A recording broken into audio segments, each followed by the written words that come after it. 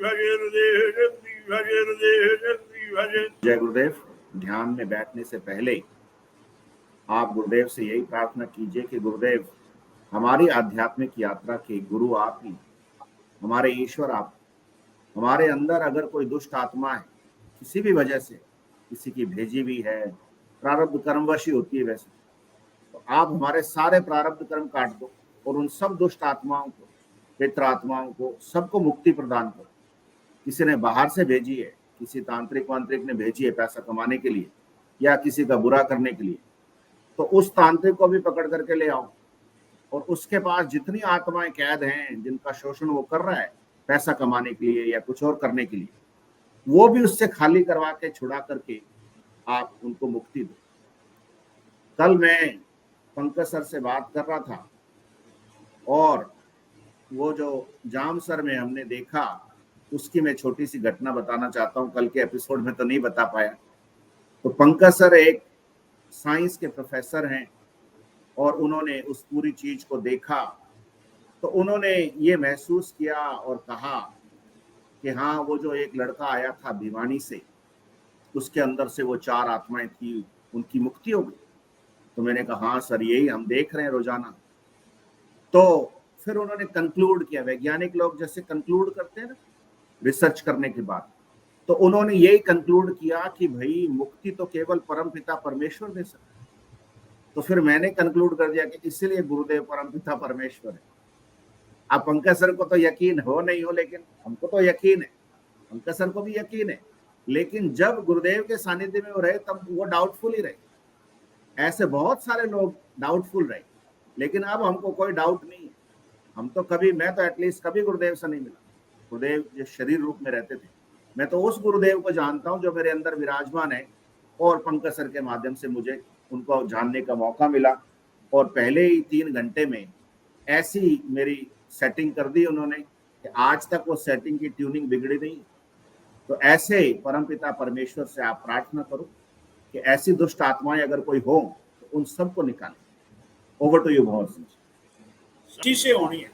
इसी सब्जेक्ट में मैं आपको आज 1 मिनट का टाइम देता हूं कि जो धर्मेंद्र जी ने आज बात बताई, जो पंकज सर से बात हुई, और पंकज सर इस चीज के गवाह हैं।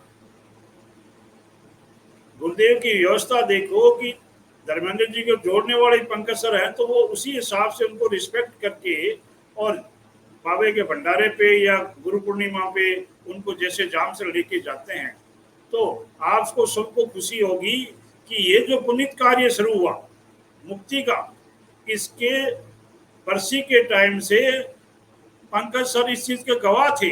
उनके सानिध्य में बैठे वो देख रहे थे क्या हो रहा है, पर उस टाइम तो वो काम नया था, पहली बार हो रहा था, इसलिए उन्होंने देखा आराम से, पर बोले कुछ नहीं। अब की बार उनको लेके गए, वो उसी टाइम बैठे थे, उनके सामने जो हो रहा था यही काम मुक्ति का, उन्होंने देखा। उस बच्चे से बात जो बात की धर्मेंद्र, वो भी देखा। अब मैं ये निवेदन कर रहा हूँ इस प्लेटफॉर्म से, ये जो बड़े बड़े फतवे जारी करने वाले हैं हमारे पे और धर्मेंद्र पे, तो मेरे पे तो कर सकते हैं। मैं क्योंकि भाई मुश्किल से मैट्रिक पास करके जॉब लगा था।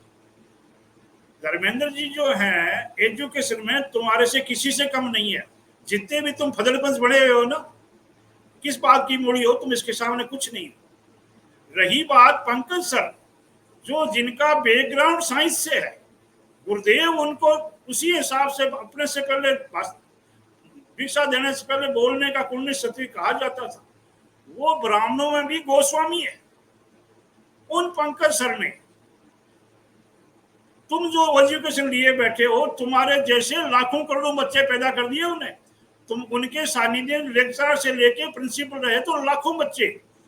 और आज पंकज सर का ये हाल है कि चाहे आईएएस हो, चाहे उद्योगपति हो, जहां जाते हैं उनके, चाहे देश चाहे विदेश चाहे, लाखों बच्चे उनके गुणगान करते हैं। उन पंकज सर ने, जैसे हम सेफ्टी का जो हमारे वो एक मानक होता है ना कि ISI मार्क का मिलता है, तो आज मेरे को बहुत खुशी हुई इस बात सुन के कि पंकज सर ने जो वहां बैठ के और जो देखा, जैसे कोई वो लिया जाता है ना कि आप अपने वो रखो भाई, तुम्हारा ये जो तुम कर रहे हो ये सही है गलत है, तो आज हम खुशी है कि उसमें पास हुई।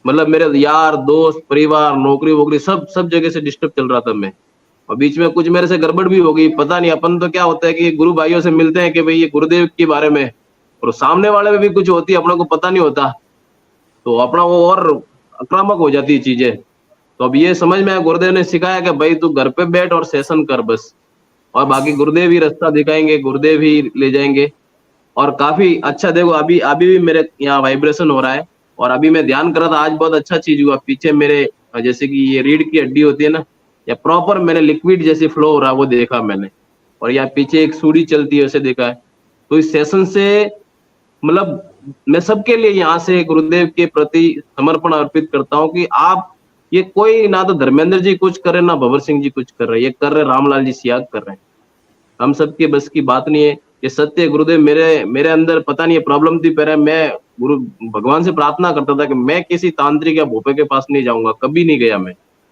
और ये गुरुदेव से प्रार्थना करता था, गुरुदेव आपको भगवान आपको ईश्वर को प्रार्थना करता था। गुरुदेव तो मेरे को बाद में मिले, पर देखो ईश्वर तो एक ही है ना, तो उन्होंने सुन ली मेरी और मुझे सही जगह पहुंचाया। तो आप सभी गुरुदेव पे विश्वास रखें, वो सर्वव्यापी है, सर्वशक्तिमान है, और आपकी अगर उसमें उनमें समर्पण है ना, तो आपके सब अच्छा का। गुरुदेव के चरणों में तो कभी गलत हो ही नहीं सकता, और वो आपको धीरे धीरे आपके सब सवालों का जवाब देंगे। पर आपको थोड़ा धैर्य रख के समझना पड़ेगा, किसी चीज को समझो आप, ये हो क्या रहा है। धर्मेंद्र जी और भंवर सिंह जी सेवा का कार्य कर रहे हैं, इनका कोई कोई स्वार्थ नहीं, और ये तो इनकी बुद्धि से कर ही नहीं रहे, तो गुरु शक्ति करवा रही है, गुरुदेव करवा रहे अंदर से, इनका कोई निजी कार्य नहीं है। अब कौन, आप देखिए ना कितने लाखों करोड़ों शिष्य थे गुरुदेव के, पर इतना समर्पित भाव से कौन सेवा कर रहा है आज की तारीख में। देखो दीक्षा देना कार्यक्रम करना एक अलग चीज है, पर ये साधना को शुरू करने के बाद समस्या आती है गुरु भाई, और उस समय अगर किसी को अगर सही रास्ता नहीं दिखाया जाए तो वो भटक जाएगा और कभी रास्ते पे नहीं आएगा। तो ये जो इस सेशन के माध्यम से जो सही मार्ग मिल रहा है, और कई एक्सपीरियंस है इसमें, हरि को बजे हरि को होए, उसके एपिसोड आप देखो कितने लोगों को फायदा मिला है, एक नहीं कई लोगों को मिला है, और सब कुछ गुरुदेव का। इससे तो गुरुदेव के प्रति प्रेम बढ़ जाता है, समर्पण बढ़ जाता है। मैं परसों की बात बता रहा हूँ, मैंने शाम को गुरुदेव की आरती करता हूँ गुरु भाई, तो मेरे रोम रोम में रोंगटे खड़े हो गए, मतलब ऐसा पूरा अभी भी हो रहा है। देखो तो गुरुदेव तो हमारे भीतर ही है, बस कहीं ना कहीं अपना कनेक्शन इसी वजह से बराबर नहीं बन रहा है, और वो इस सेशन के माध्यम से बनेगा, इतना मुझे विश्वास पड़ा है, क्योंकि मैं सेशन के जुड़ने के बाद धीरे धीरे मेरे में इम्प्रूवमेंट हो रहा है। बाकी सब गुरुदेव की कृपा है, देखो करने कराने वाला वो है, वो तो संसार को चलाने वाला है ना, तो धीरे धीरे सब ठीक करेंगे। जितने भी गुरु भाई सबके अंदर गुरु तत्व विराजमान है, उनसे एक ही निवेदन है कि आप धैर्य के साथ इसको समझो, सारे एपिसोड देखो, इस सेशन में होता है क्या, कुछ गलत नहीं हो रहा, अच्छा हो रहा है। जो होता है गीता में बोला है ना, जो होता है अच्छे के लिए होता है, तो ये अच्छा के लिए हो रहा है। गुरुदेव चेतन शिष्यों को एक जगह इकट्ठा करने की कोशिश कर रहे हैं, और आप समझो कि विरोधी शक्तियों से लड़ने के लिए सेशन चालू हुआ है। तो तामसिकताओं से बाहर आकर हम कहीं ना कहीं गुरुदेव के चरणों में रहे, और गुरुदेव ही रास्ता निकालेंगे, बस वही। क्योंकि मुझे जो रास्ता मिला इस सेशन के माध्यम से मिला है, तो गुरुदेव की कृपा से मिला है, और मैं गुरुदेव को धन्य कोटि कोटि प्रणाम करता हूँ गुरुदेव। और गुरु भाई धर्मेंद्र जी और भंवर सिंह जी का जो प्रेम और समर्पण है ना, उसके लिए ये सच्ची भक्ति है, गुरुदेव की भक्ति यही है। और हम तो चाहते हैं हम भी इसी तरह तैयार होकर सब जो गुरु भाई कष्ट में है वो आए, एक बार यहाँ आके ध्यान करके देखे कि भाई आपके परिवार में कोई भी, आप 10 सप्ताह भर ट्रायल बेस पे करके देखोगे अगर आपको फायदा होता है कि नहीं होता है, फिर आप कोई बात करो, फिर कोई आप सेंटेंस दो। सब गुरुदेव का है, सब कुछ गुरुदेव का है। जय गुरुदेव, जय गुरुदेव, जय गुरुदेव, जय गुरुदेव। गुरु भाई चलते चलते एक मजाक की बात कहता हूँ।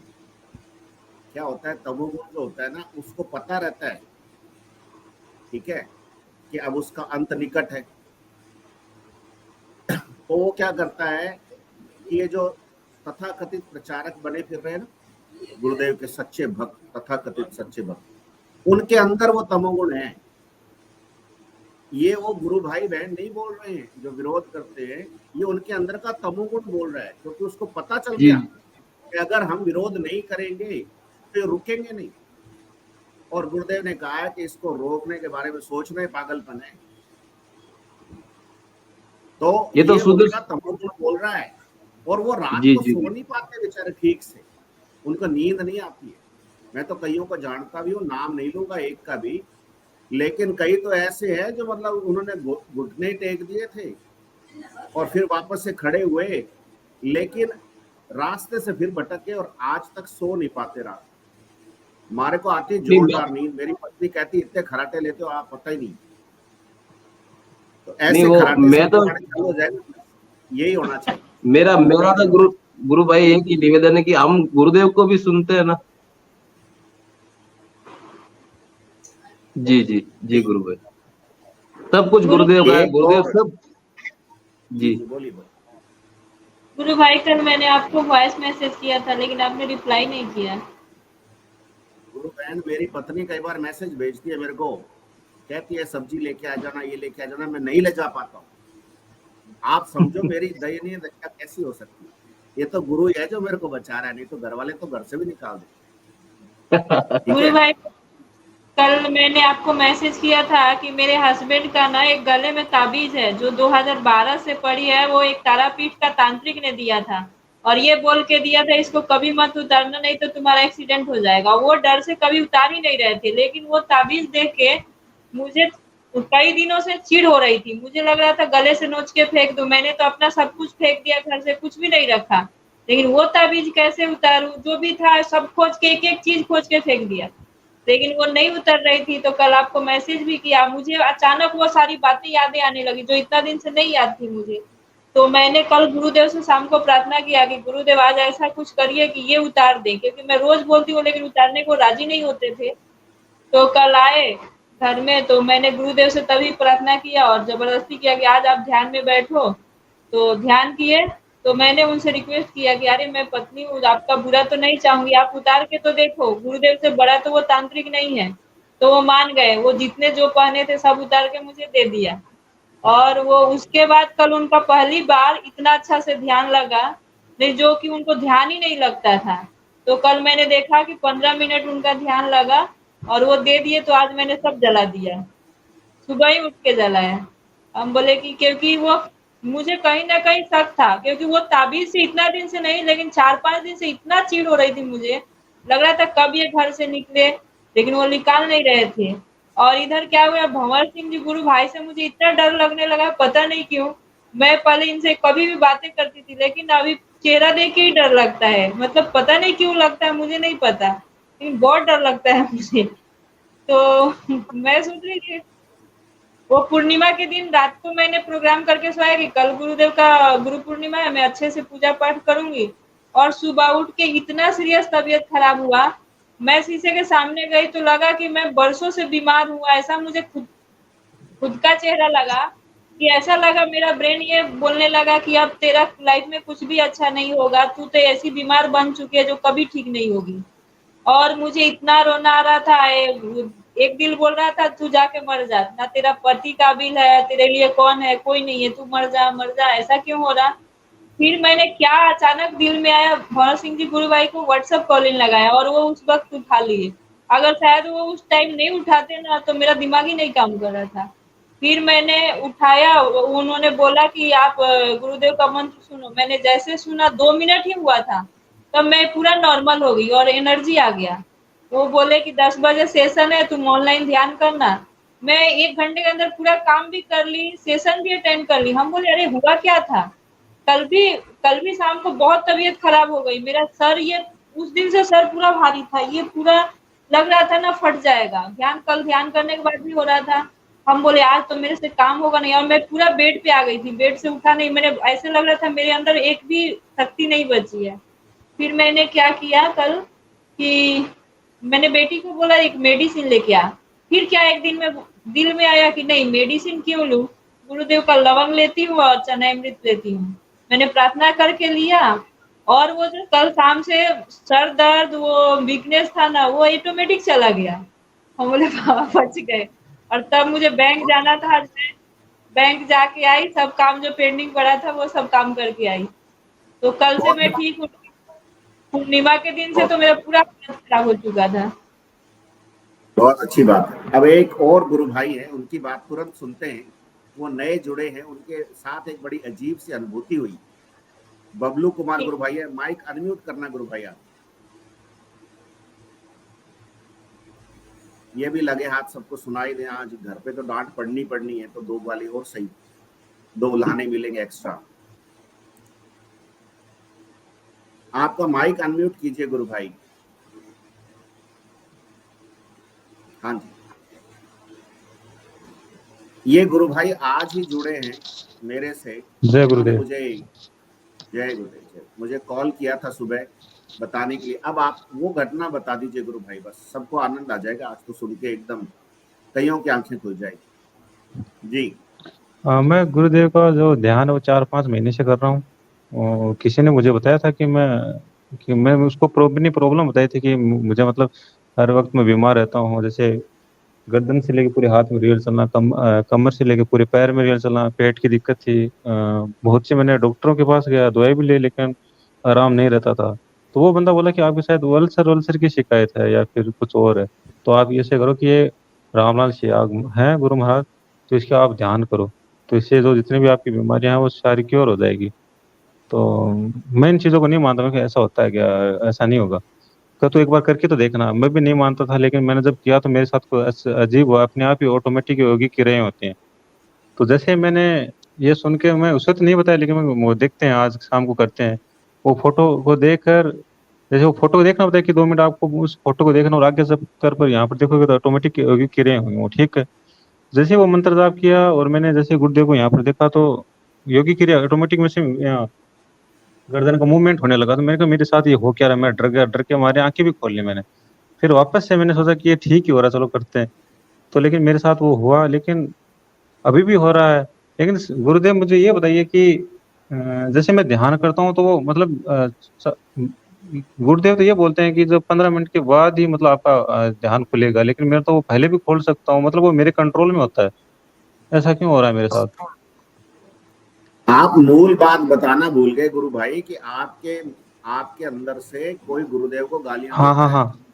हाँ हाँ, आज जैसे कॉल, हाँ वो बात तो बताई नहीं। जैसे मैंने आपसे बात की, आपने मेरा ध्यान करवाया, तो मेरे अंदर वो बोल रहा था ऑटोमेटिक कि मैं वो मौलवी बोल रहा हूँ ऐसे वैसे, कि मैं नहीं जाऊंगा, मैं अपना नाम भी नहीं बताऊंगा, ऐसे कुछ हुआ था मेरे साथ। जैसे मैंने ये कोई बात, वीडियो में ही देखा, मैंने सोचा ये फ्रॉड होता है, ये सब ऐसा थोड़ी ना होता है। लेकिन वो मेरे अंदर ही है, वो नेगेटिव एनर्जी है जो मौलवी है, पता नहीं वो क्या से क्या है।